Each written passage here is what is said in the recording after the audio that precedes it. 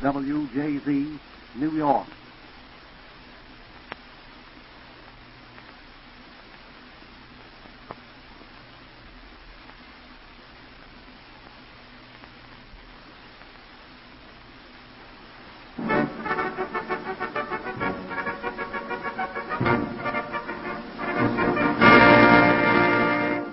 America's Town Meeting of the Air.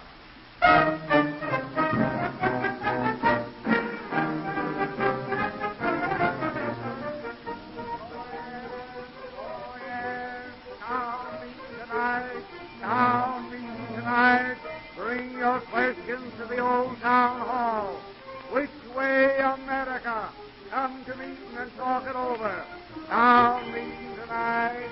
Town meeting tonight.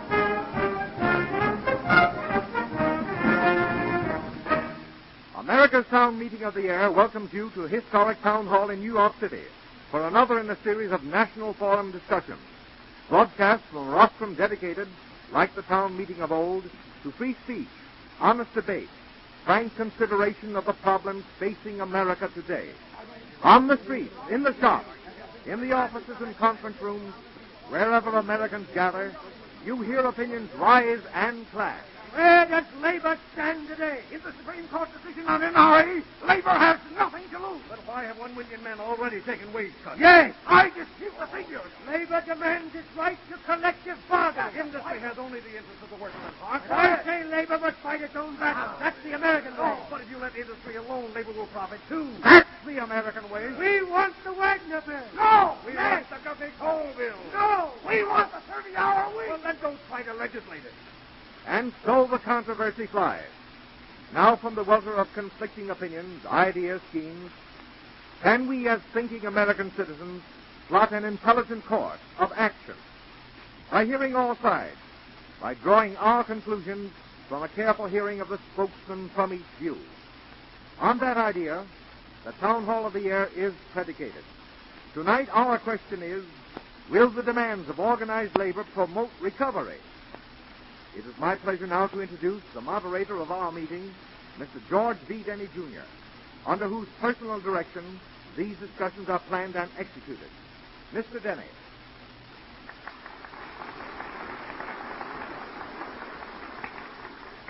Good evening, friends and neighbors. Well, our idea seems to be making progress. Over a syndicated newspaper article by a prominent national figure, there appeared in the papers this week the following headline: Revival of political debate is present need. Idea vital to general welfare.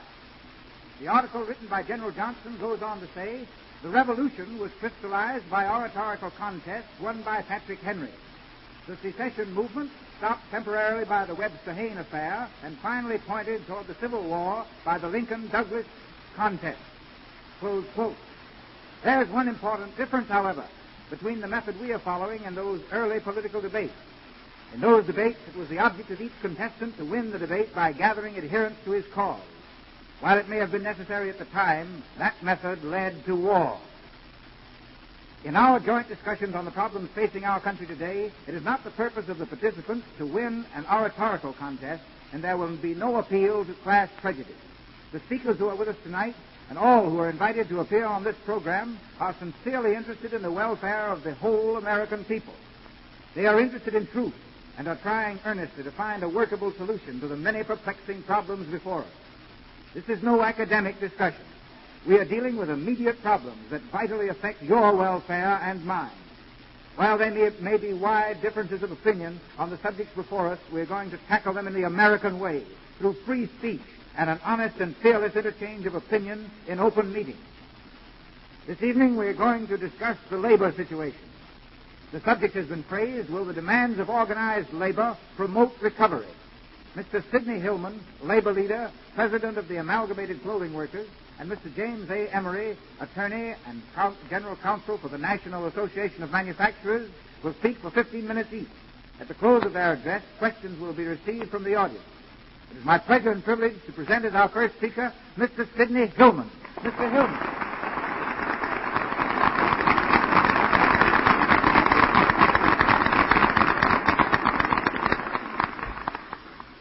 Chairman and friends, topic is, will organized labor demands promote recovery? Organized labor's demands meet the needs of the American people. They are demands which have grown out of experience with the ills of mass production economy. They are demands which will, we believe, if granted, bring security, abundance, and self-respect to the American people. Labor does not believe that unregulated capitalism can solve the problems facing the country. What are these problems? Unemployment, lack of purchasing power, poverty, uncertainty. These problems must be solved if we are to continue along the road of progress and not drift into economic and social chaos, which is now prevalent in many other countries. We have long and now followed a do-nothing policy, still urged by business leaders. The do-nothing policy has been tried for decades. Its lack of accomplishment is a matter of record. In March 1933, as a result of that policy, 15 million American men and women were unemployed. The wage bill of American workers was cut more than 60%. Banks closed by the thousands, and all culminating in the banking holiday with the country at large on the verge of utter collapse. No one can honestly say that we in this country have not carried through the laissez-faire or do-nothing policy to its logical conclusion. Those responsible for those policies cannot even complain that a decision of the Supreme Court interferes with a thorough trial of these policies. The reason for the failure of this policy is obvious. In a mass production age, there must be sufficient purchasing power in the country to consume that which we produce. Lack of purchasing power spells economic stagnation, unemployment, and ultimately national bankruptcy. Even if in the years of so-called prosperity, American labor was not fully employed. Over 2 million workers were unemployed in the year of 1928, a year of peak production. Continuous replacement of labor by introduction of machinery has created a problem of technological unemployment. 10,700,000 workers engaged in manufacturing industry in 1919 have been reduced to 10,300,000 in 1929. And at the same time, the number of workers was being reduced, production went up 60% from 1919 to 1929. What has industry to offer to remedy this situation? I have searched for constructive proposals by the National Manufacturers Association, but I have found none. I hope that Mr. Emery will tell us tonight what he or his association has to offer as a way to find jobs for those workers who have been replaced by the millions. What has happened to wages? As I stated before, the general wage bill paid to the American labor was reduced by over 60% between 1929 and 1933. Tens of thousands of workers had their wages reduced as low as 10 and even 5 cents an hour. The purchasing power of nearly 50 million working people has been brought down with the result that the masses have not been able to purchase the products of our farms and factories.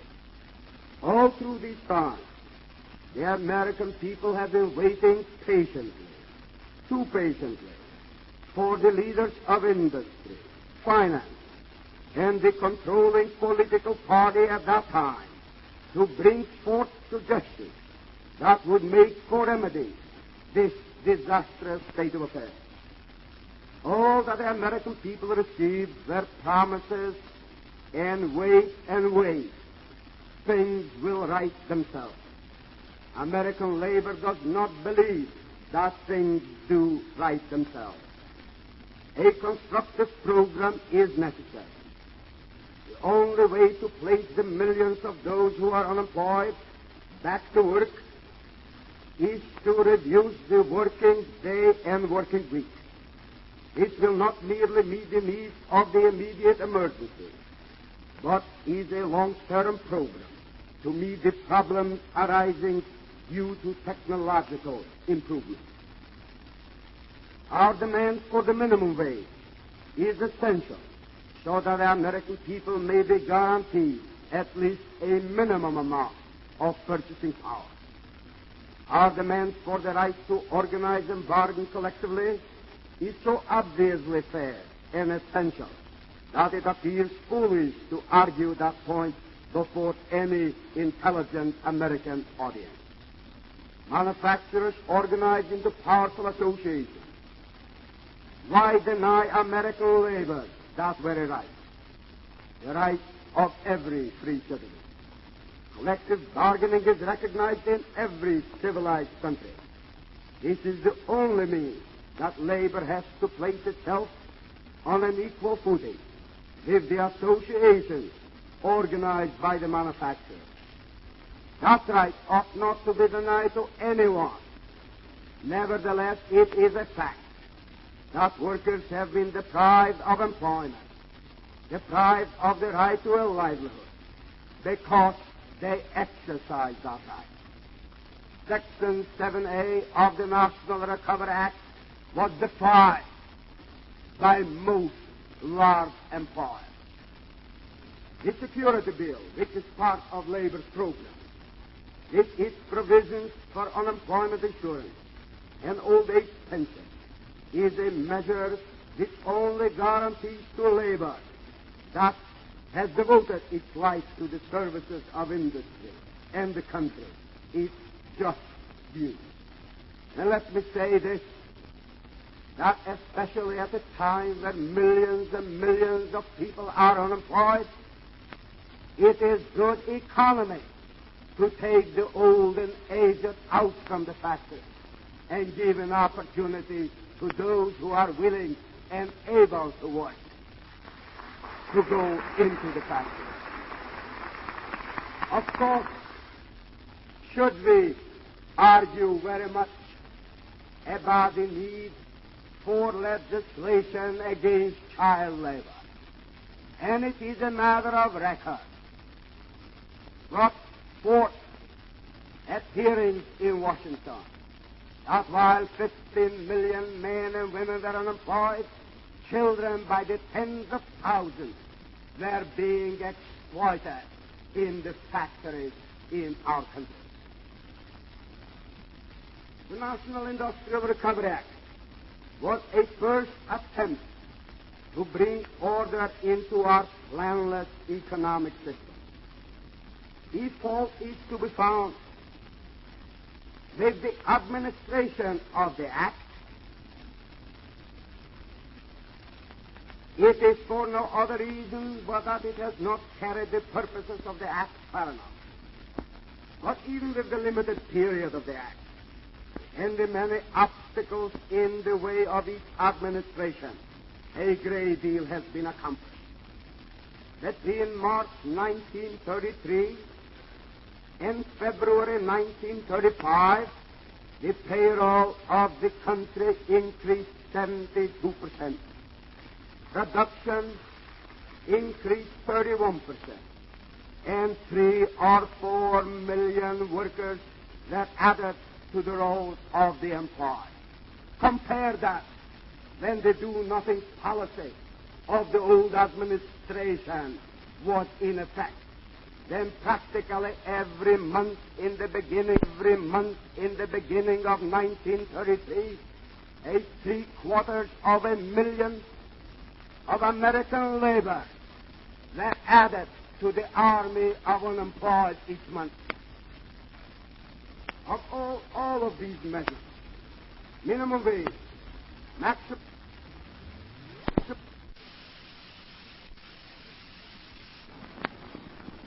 of all of these measures, minimum wage, maximum hours, security bills, and freedom to bargain collectively will aid in building up that part of our national income which goes to labor.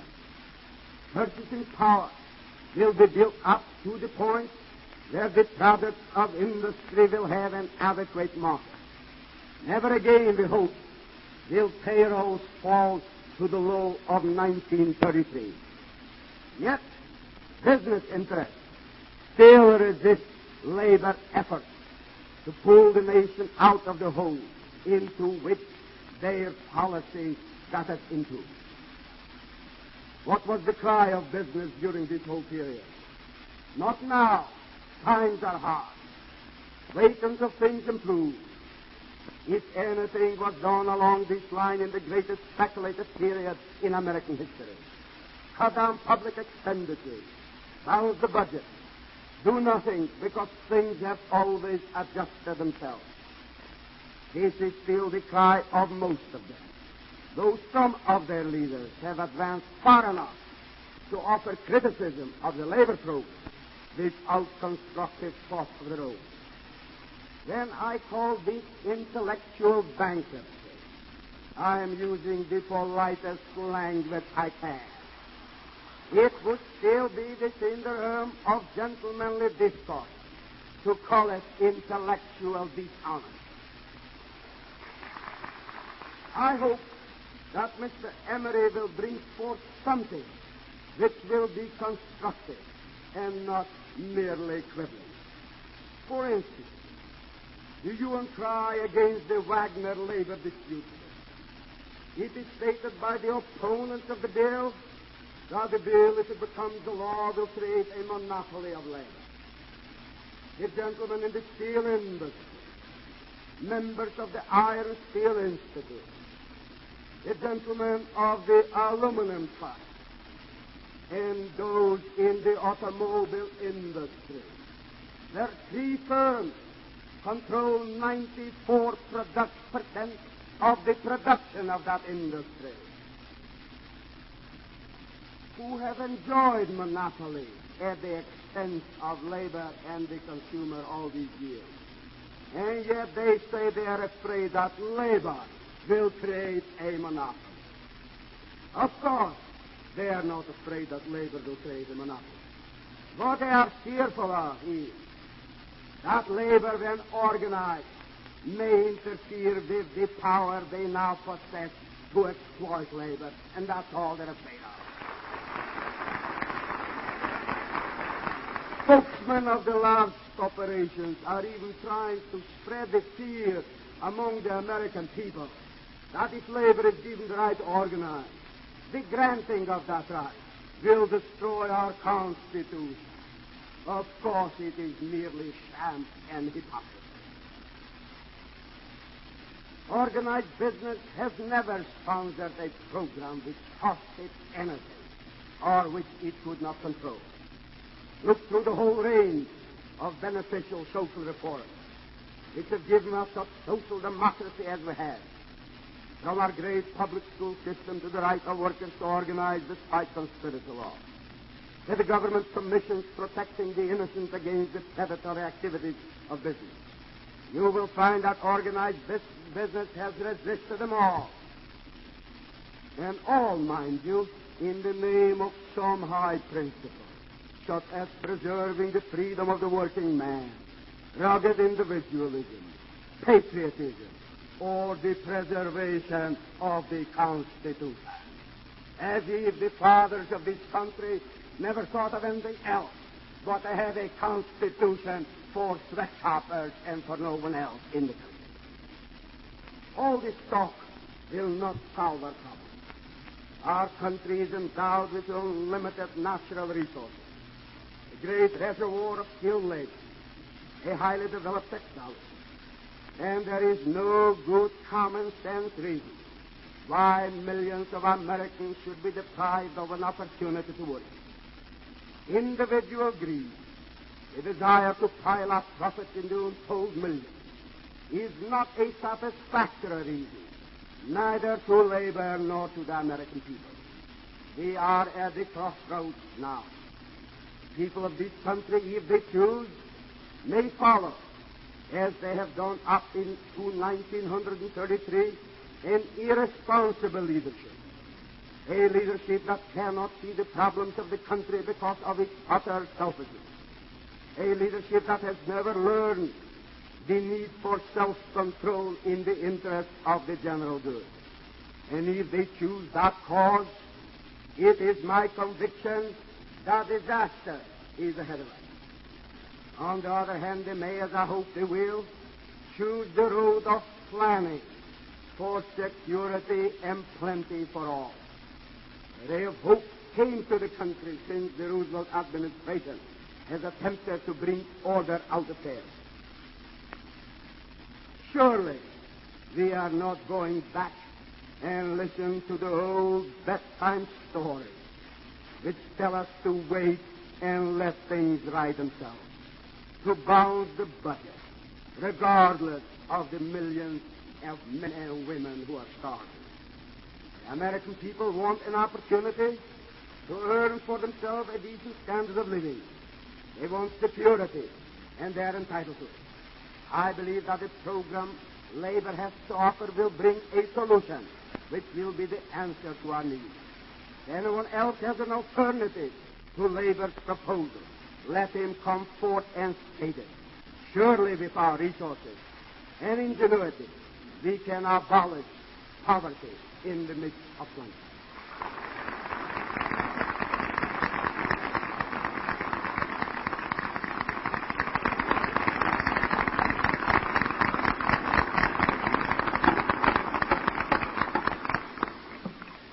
You have just heard Mr. Sidney Hillman, president of the Amalgamated Clothing Workers, speak in the Town Hall, New York, on the subject, Will the Demands of Organized Labor Promote Recovery?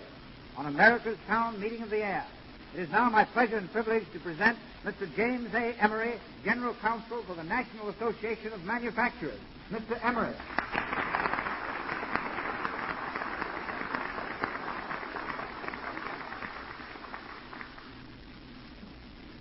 Mr. Chairman, ladies and gentlemen of the seen and the unseen audience, I've always rather envied the Philistinic position that could find itself facing a subject of discussion in which all the right and virtue was on its own side and all the deviltry and diabolic ingenuity was on the other.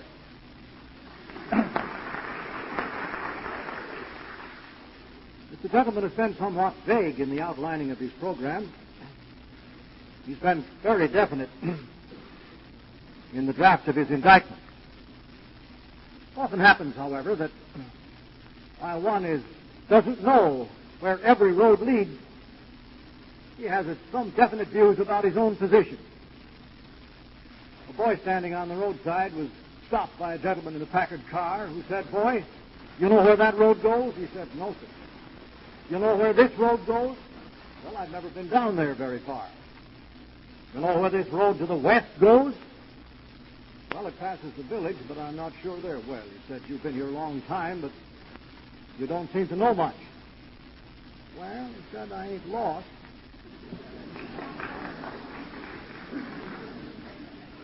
So if we're to consider tonight, as I understand it, will the demands of organized labor promote recovery? Let's examine their program a little more definitely before we undertake to advance another of our own. Because organized labor has made many demands beyond the limits of even recapitulation within the limits of discussion. The Executive Council of the American Federation of Labor has, however, on June 7th, summarized proposals of public policy representing the minimum legislation it regarded as necessary to meet the problems of unemployment and the national emergency. I quote that. These, it asserts, are 5 definite things.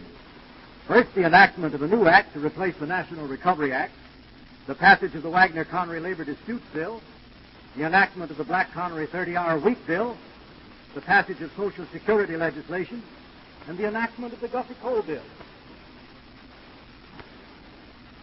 In the light of this statement, we're justified in regarding this as organized labor's definite program to produce recovery. What then is the nature and what would be the effect of each of these measures by itself and all of them together? But these may be fairly described as speculative proposals. We may therefore ask that their proponents offer them to the reason and conscience of the community rather than to its fears. For sensible men regard with just suspicion either some prophet's plan for a new and better universe or the naive suggestion that one particular group be authorized to pursue a course of conduct which would make it right and lawful for them to do in furtherance of their interests what remained unlawful and wrong when done by any other individual or group. The recovery to be sought is for all and not for some.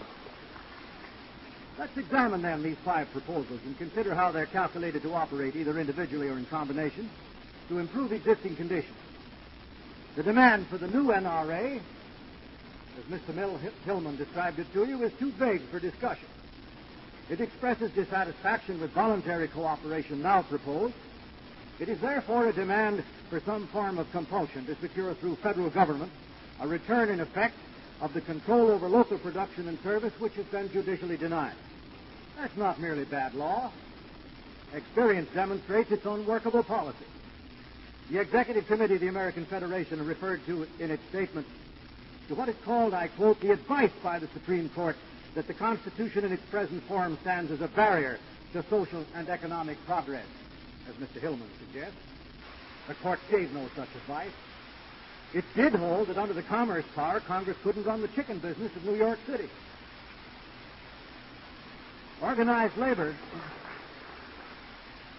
in attacking local home rule by this suggestion, otherwise ardently advocates and recognizes it in the structure of its own organization by maintaining the complete independence of its local and state organization. And no one has stated the danger of this course better than President Roosevelt when, as governor of New York, he declared on March 2nd, 1930, to bring about government by oligarchy masquerading as democracy, it's fundamentally essential that practically all authority and control be centralized in our national government. The individual sovereignty of our states must first be destroyed except in mere minor matters of legislation. We are safe from the danger of any such departure from the principles on which our country was founded, just as long as the individual home rule of the state is scrupulously preserved and fought for whenever they seem in danger. End of the quotation. The second demand is more specific. The Wagner-Connery Labor Disputes Bill proposes a national labor board purporting to equalize the bargaining power of employer and employee by promoting collective bargaining exclusively and prohibiting 5 so-called unfair labor practices. These are acts by employers arising out of local employment relations and declared to interfere with the right of organization, the selection of representatives for collective bargaining, and such bargaining itself. These local relations are to be brought within the power of Congress by declaring that they affect commerce by causing or threatening to cause disputes which may lead to its obstruction. Well, that's about as remote as the nursery suggestion of the flea and the hair of the tail of the dog of the child of the wife of the wild man of Borneo. Only employers, says this bill, can commit unfair practices. Only they can intimidate. The President of the United States declared in the settlement of the automobile strike, March 25, 1934, I quote, "The government makes clear that it favors no particular union or particular form of employee organization or representation. The government's only duty is to secure absolute and unfluenced freedom of choice without coercion, restraint, or intimidation from any sort." End of quotation. The enactment of this measure in its present form would plainly be a failure by government to perform what the President has declared to be its only duty. The bill is a clear violation of the cardinal principle of the poultry cage.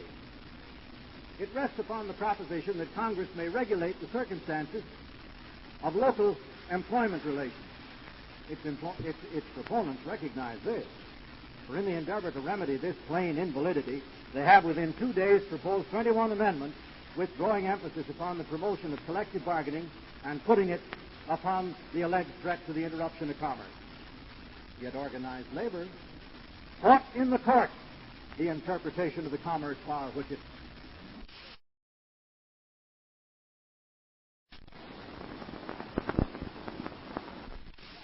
that a strike successfully preventing production in a manufacturing establishment was an interference with or a restraint of commerce that justified federal intervention. In two notable cases, the Supreme Court sustained that argument. Now organized labor asks that Congress apply a principle of regulation against which it fought to preserve the very right it now seeks to destroy. Quite apart from insuperable legal objections to the form and substance of the measures, its practical effect would produce friction and not harmony. Mr. Walter Lippmann, an impartial observer, declared that in a field requiring above all things clarity of definition, the unfair labor practices are so vaguely defined as to stimulate continuous dispute and litigation. The bill, taken as a whole, demands collective bargaining without collective responsibility for conduct or contract. For that, organized labor steadily seeks to escape the same responsibility for the acts of its agents that apply to all other organizations, voluntary or involuntary, under like conditions. This practical immunity of the unions from legal liability, said that great liberal Mr. Justice Brandeis before his appointment to the Supreme Court bench, is deemed by many labor leaders a great advantage. To me, it appears just the reverse. It tends to make officers and members reckless and lawless, and thereby to alienate public sympathy and bring failure upon their efforts. The union should take the position squarely that they are amenable to law, prepared to take the consequences if they transgress, and thus so that they are in full sympathy with the spirit of our people, whose political system rests on the proposition that this is a government of law and not of men. So much for Mr. Justice Brandeis. Well, will that proposal promote recovery? If it will, then unjust legislation arbitrarily condemning coercion by the employer and by toleration encouraging equally notorious intimidation by others is a public benefit. If an act whose obscurity will excite dispute and encourage litigation is meritorious, this is a genuine contribution to industrial peace. If to compel exclusive collective agreements under penalty with organizations which deny and evade legal responsibility is social progress, this is indeed a forward step. What hitherto we have accepted as a fundamental principle that in modern society does not tolerate any combination without corresponding responsibility for the use of the power it develops. 30-hour bill would prohibit the transportation in commerce of any goods in the production of which persons are required or permitted to be employed for more than 30 hours in any week or for more than 5 days of 6 hours each. The government is to require such stipulations in its public contracts and refuse its credit to any establishment failing to operate under these conditions. The only exceptions to the rule would be individual and granted upon appropriate showing by the Secretary of Labor. To this is attached an ingenious suggestion to be read in the light of the Wagner Bill, inviting strikes to assure the same pay for less work. Strikes to assure the same pay for less work. Thus, reduced production is assured at greater cost. Now, speculative legislation, resting upon prediction, must have its probable effect measured by authoritative judgment. Every prominent economist, every well-known research institution unite to condemn this proposal. They demonstrate that its victims will be its alleged beneficiaries. They point out that the farmer excluded from its provisions cannot be accepted from its injurious effects. The whole story of our social advance, our improved standards of living, our enlarged employment, our expanding investment, the steady increase in the buying power of real wages by continuous decrease in the cost of the conveniences and comforts of life have always rested and rest for all the future upon enlarged and steadily maintained production. The contribution of this proposal to recovery is to penalize the use of the means by which it is accomplished. Its proponents believe that they can repeat the miracle of the loaves and fishes. For the first time in history, here is a labor organization advocating restriction by law of the earning capacity of the wage earner. If that be a stimulant to recovery, hunger can be satisfied by denying food. The Social Security legislation was discussed in this forum a week ago. Your attention was directed to the fact that it represented both temporary and permanent legislation, the former clearly separable for the latter. Everyone favors temporary aid to the state to meet destitution, and contribution from the $5 billion is now here for appropriation for necessary relief. The permanent legislation contributes nothing to the present situation, save the certainty of great and indefinite taxation. And if that be a stimulant to recovery, then leg irons are a stimulant to speed. The fifth proposal, the Duffy Bill, is in effect an attempt to declare the bituminous coal industry a public utility. It would establish a national bituminous coal commission in the Department of the Interior and divide the country into 21 bituminous districts, each with its own district board. These determine, subject to the national board, the allocation of production and minimum coal prices. Labor relations and competitive standards are provided in the bill, the representation of the workers being confined to those who are members of, I quote, a national labor organization, which means the United Mine Workers. For although there are various local organizations, it alone is national in character. Recognizing that Congress may not thus directly regulate the industry, the Senate bill, although the Constitution specifically provides that revenue measures shall originate in the House, levies a tax of 25% on the price of coal at the mine, 99% of which tax is remitted to the producer who accepts the plan of control. By this means, it is hoped to evade the constitutional prohibition confronting the proponents and, under the threat of this overwhelming tax burden, compel the voluntary acceptance of the plan. The bituminous industry, thus handed over to the joint administration of a national union and the producers of fuel, is to be accepted from the operation of the antitrust law and may fix by agreement the price of this necessity to all the people of the United States. If this revolution in federal control, is this revolution in federal control calculated to contribute to recovery of the industry or of the country? Apart from its disregard of the fundamental provisions of law which it seeks to evade, it exposes many new hazards to the whole industry to which it relates. Granting a monopoly of labor to a single combination, it excludes from representation through the administration of the plan all competing forms of organization. It creates no responsibility for the execution of the collective contracts it requires, and the labor monopoly created may enforce any demand by threatening the general interruption of fuel production. To users of bituminous fuel, it will present a cloud of new and serious uncertainty. To many, it may provide a new argument for the use of competing fuels. And will that help the workers or operate effectively in a highly competitive industry and to the conditions now confronting the bituminous supply? But the labor monopoly proposed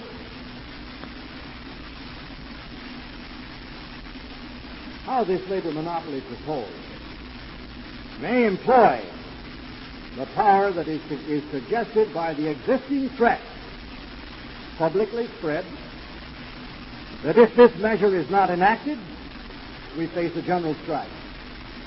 That's not an economic defense. That's a political strike to compel legislation.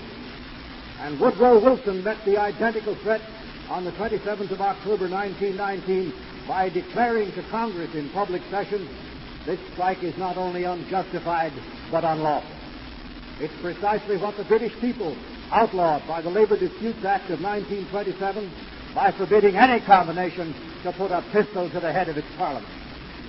If that be a contribution to recovery, then irresponsible control of the fuel supply encourages investment and stimulates a strong desire to make new and larger commitments against an uncertain future for a basic industry. Wherever we look over the world today, and in this nation around us, The natural forces of recovery are exhibiting themselves in every direction. All industry believes that there is an accumulating demand for production and service essential to the replacement of the parts of our hard-worn economic machine. It is eager to move ahead. It is ready to accept every reasonable risk. But no intelligent person can believe that the prescription for recovery is the multiplication of uncertainty.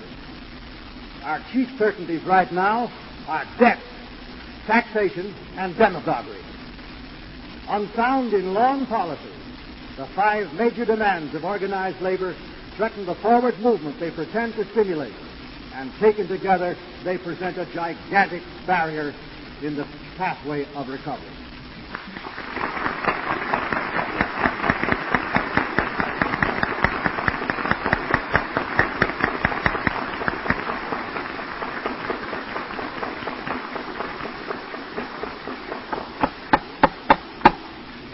Well, you've certainly heard two sharply conflicting views on the topic, will the demands of organized labor promote recovery? In a word, Mr. Hillman says yes, and Mr. Emery says no. And now the audience will be given an opportunity to ask questions of both speakers. Now, when asking your question, will you please rise and state your name, where you're from, to whom your question is directed. Questions, please.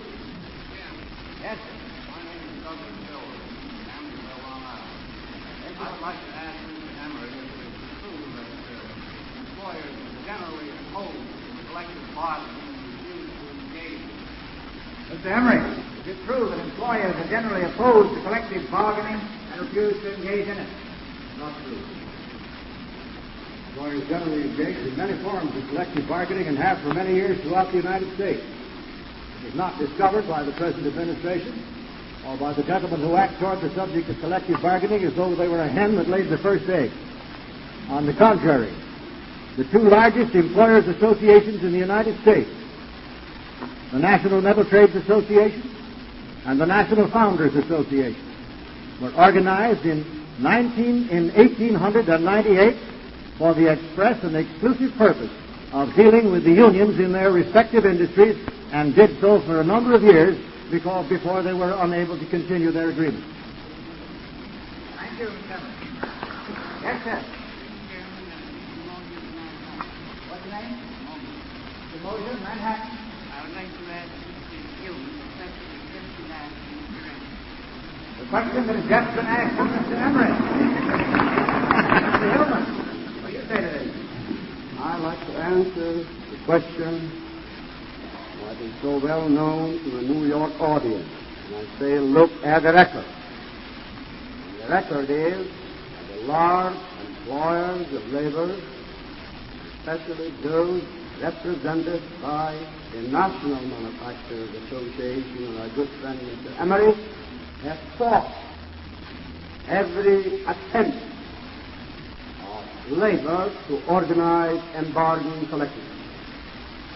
Even in the last few years, while the law, before it was held unconstitutional, and it was supposed to be the law of the land, every possible obstacle was put in the way to bargain, to permit labor to bargain.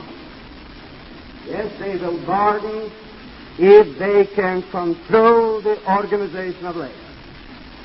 If they can create an organization of labor that they can control, then they will bargain. But why waste the time? Why not bargain with themselves instead of their dummy operation?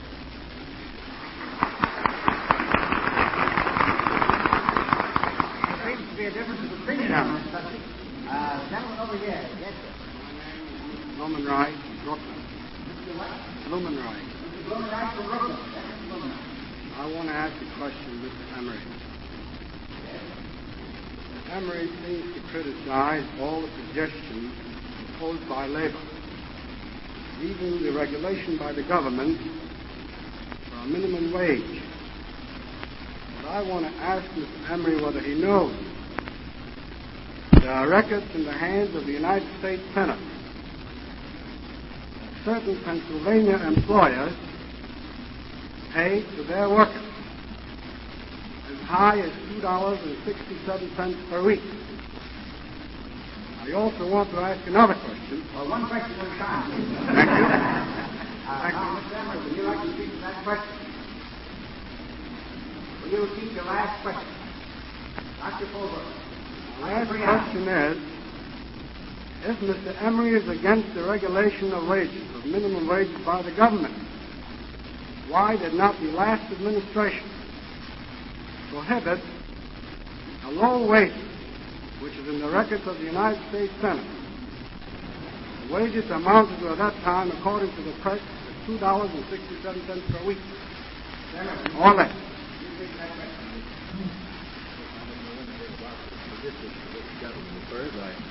It is quite accurate in what he states. And of course, where wages are paid of that character, if that's a weekly wage, no one could join more strongly in condemning it than I could. And when I join in that condemnation, I also urge that they should not be fixed by law, but should be fixed by the economic power of the labor groups themselves. I think up to the coming of the present administration, I know no group of men that were more determined that government should not intervene, but that they themselves would take care of their own interests by virtue of their own organization.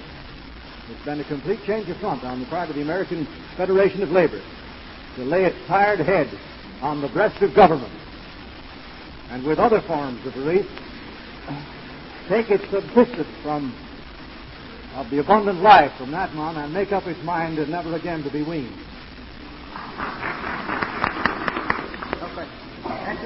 My name is Theodore Wheeler. Theodore Wheeler. From Astoria, Long Island. As a member of the Socialist Labor Party, I would like to address the question to Mr. Hillman. Doesn't this speaker believe that the workers of the United States, instead of bargaining for higher wages, and thus continue to uphold their late slave status, should aim to take and hold the industries of the land, and through an industrial union government, operate them in order to secure to every useful worker the full social value of his or her fruit of labor? Mr. Hillman, you're probably familiar with a question like that from the Socialist Labor Party. Rather than repeat it, will you speak to it? I'm rather a middle-of-the-road man. I don't join in the solution of the Socialist Labor Party that an industrial organization should take over the running of our government. I don't know exactly how it is to be done unless those in power will drive the American people to such desperation that anything may happen. I believe that American labor has a right, even to use Mr. Emery's language, to lie its tired head on the shoulders of the government. Tired head on the shoulders of the government. If we do that, we will only follow what his giants have done all these years.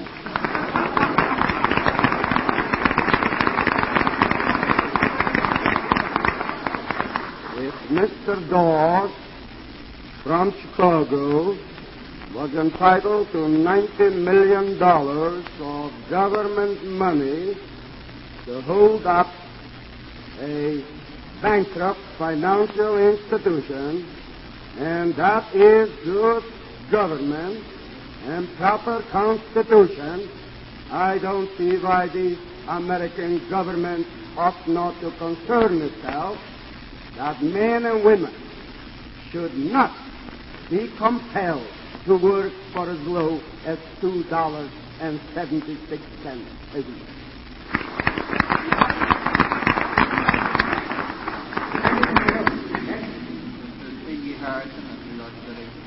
I'd like to ask Mr. Hillman a question. Mr. Hillman, if the violence and the coercion of one worker by another is a practice in the Minneapolis and San Francisco and the Toledo strike, by the Flying Squadron from the Mexico strike. I want to know if that practice was sanctioned by the leaders of organized labor, and if so, why? And if not, why are they opposed to the no coercion from any sort that's been advocated for inclusion in the Wagner Bill? Mr. Hillman. The question is asked with sincerity, and therefore will treat it that the gentleman has not the information as affecting cases where violence takes place in industrial worship. Of course, the American Federation of Labor is on record of condemning any of such acts. It's a matter of record, being stated time and again. The gentleman does not seem to know that against any violence that may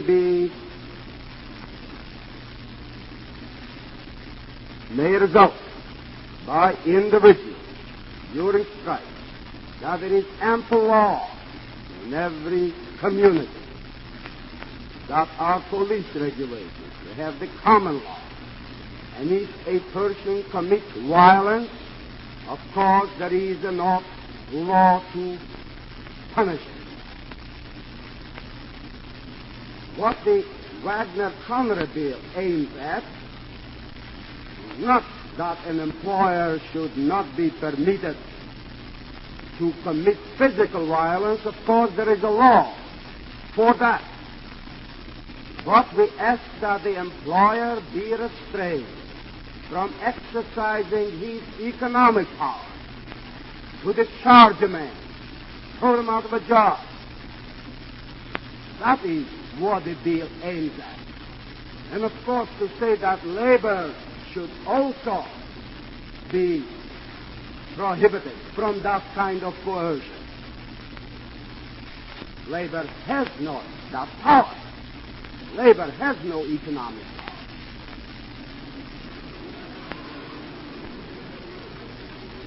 The individual worker cannot possibly discharge his employer, and therefore it's mere quibbling.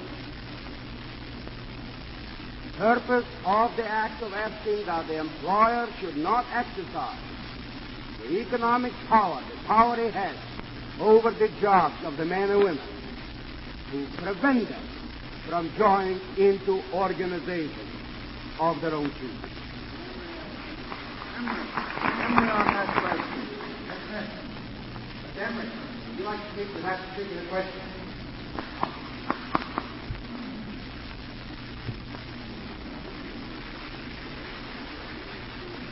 I'm rather surprised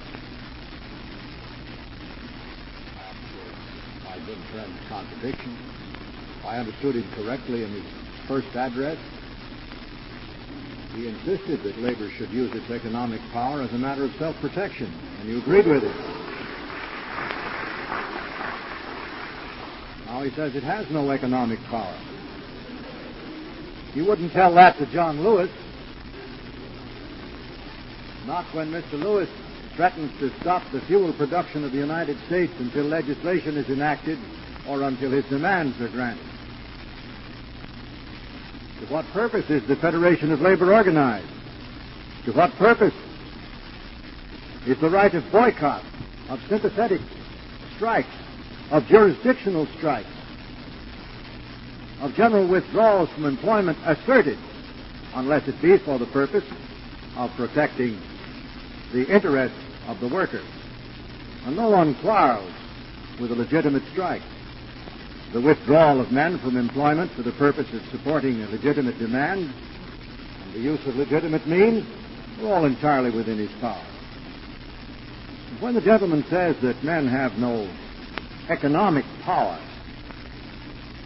he himself is too old a student of the labor problem, too intimately familiar with his own organization and the many with which he has been affiliated, to know how to be ignorant of the many strikes that have been called, the many threats of boycotts that have been made, for the purpose of compelling the discharge of a non-union man or a non-conformist, or for the purpose of enforcing this or that demand. The courts of the United States are full of cases, and the city of New York witnessed one within a very short time, in which, in order to prevent the delivery of either non-union manufactured goods or of the delivery of any goods by non-union drivers, you threatened to tie up the entire waterfront of New York and prevent the movement of commerce in the harbor of New York until the truck drivers or the product which they shipped was unionized. More than that, the gentleman says that these are only acts of violence. Well, of course, no one is more familiar than Mr. Hillman with the fact that physical violence, bad as it is not so bad as what Mr. Taft described so well as moral intimidation,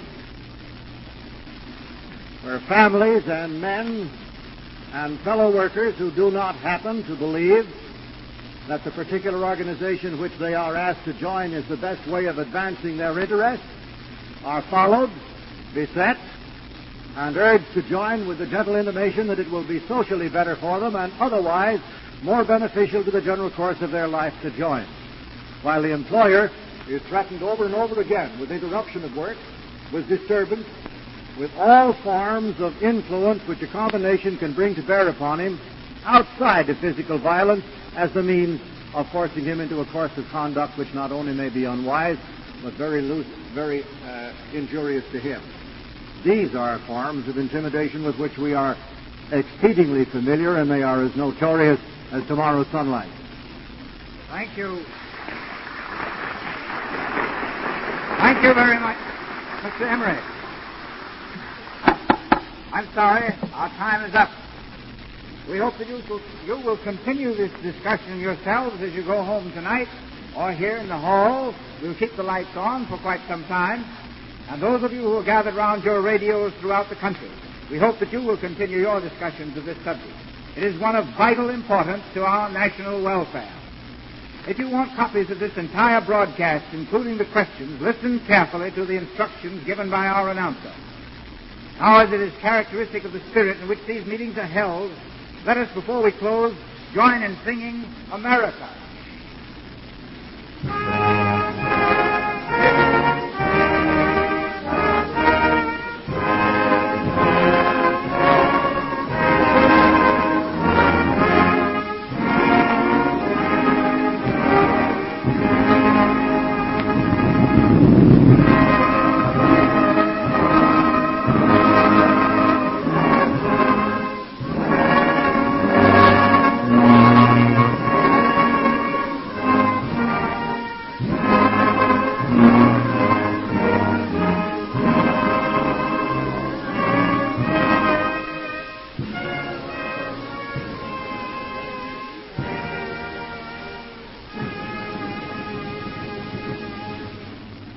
You have just heard the third of a series of 6 broadcasts presented under the auspices of the League for Political Education of Town Hall, New York, in cooperation with the National Broadcasting Company, known as America's Town Meetings of the Air. If you wish a copy of tonight's program, or any of the programs in this series, send your name and address to the League for Political Education, 123 West 43rd Street, New York City, with 25 cents for a copy of one broadcast, or $1 for the series of 6. Let me repeat the address. The League for Political Education, 123 West 43rd Street, New York City. Next week on Thursday evening at the same time, America's Town Meeting of the Air will present a joint discussion by Senator James J. Pope of Idaho and the Honorable James W. Gerard, former ambassador to Germany, on the subject, Should America Stay at Home? This is the National Broadcasting Company.